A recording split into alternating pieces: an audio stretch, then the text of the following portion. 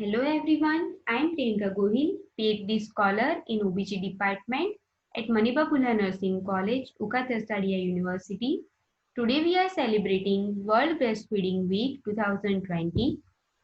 So, the World Breastfeeding Week is a global campaign to raise awareness and galvanize action on themes. World Breastfeeding Week is celebrated every 1st to 7th August in commemoration of the 1990 Innocenti Declaration. World Breastfeeding Week has started in 1992 with annual themes including healthcare systems, women and work, the International Code of Marketing of Breast Milk Substitutes, community support, ecology, economy, science, education, and human rights.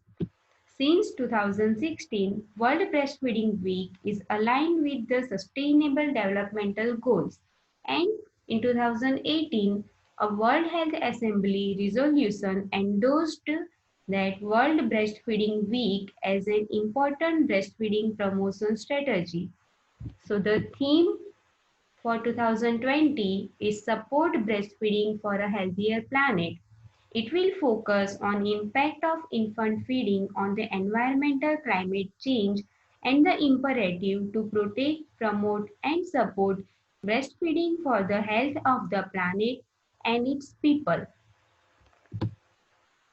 So in line with this theme, WHO and UNICEF are calling on government to protect and promote these two components. First one is breastfeeding counseling and second one is breastfeeding support. Now, importance of breastfeeding. So, breastfeeding provides every child with the best possible start in life. It delivers health, nutritional, and emotional benefits to both children and mother, and it forms part of a sustainable food system. Now, while breastfeeding is a natural process, though it is not always easy, so mothers need support both to get started and to sustain her breastfeeding. Now, aims or objectives of the theme 2020. So, skilled counseling services can ensure that mother and family receive this support along with the information, the advice, and the reassurance they need to nourish their babies optimally. Breastfeeding counseling helps the mother to build confidence while respecting their individual circumstances and choices.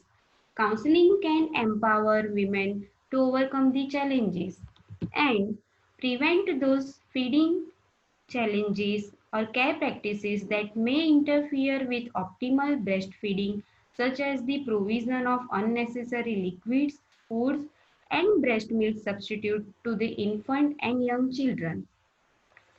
Now, improving access to skills counseling for breastfeeding can extend the duration of breastfeeding and promote exclusive breastfeeding with benefits for babies, families, and their economy.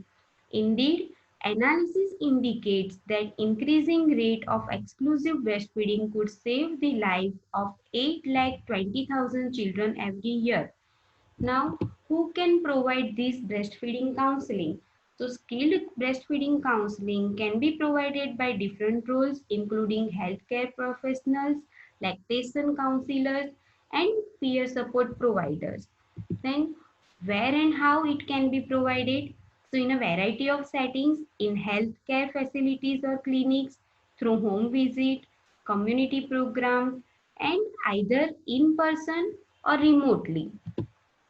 Now, if we collaborate this breastfeeding counseling with COVID-19 pandemic, so during this pandemic situation, it is even more important to find innovative solutions to ensure that access to these essential services is not disrupted and then the families continue to receive the breastfeeding counseling they needed. So this is why UNICEF and WHO, in line with the policy actions that are advocated by the UNICEF WHO-led Global Breastfeeding Collective, are keep on calling government for these five components. First one is to invest, second one is to train, third one is to ensure, fourth one is partner and collaborate, and fifth one is to protect. So the government need to invest to more skilled breastfeeding counseling available to every woman.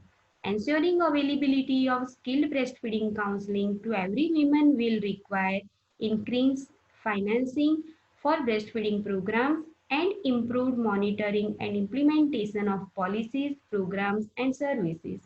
Then government need to train healthcare workers including midwives and nurses to deliver skilled breastfeeding counseling to mothers and the families. Then to ensure that counseling is made available as part of routine health and nutrition services that are easily accessible. Then partner and collaborate with civil society and health professional association, building strong collaborative system for provision of appropriate counseling. Then government need to protect healthcare workers from the influence of the baby food industry. So we can say that together through commitment, concerned action and collaboration, we can ensure that every mother has access to skilled breastfeeding counseling and empowering her to give her baby the best possible start in the life. Thank you so much.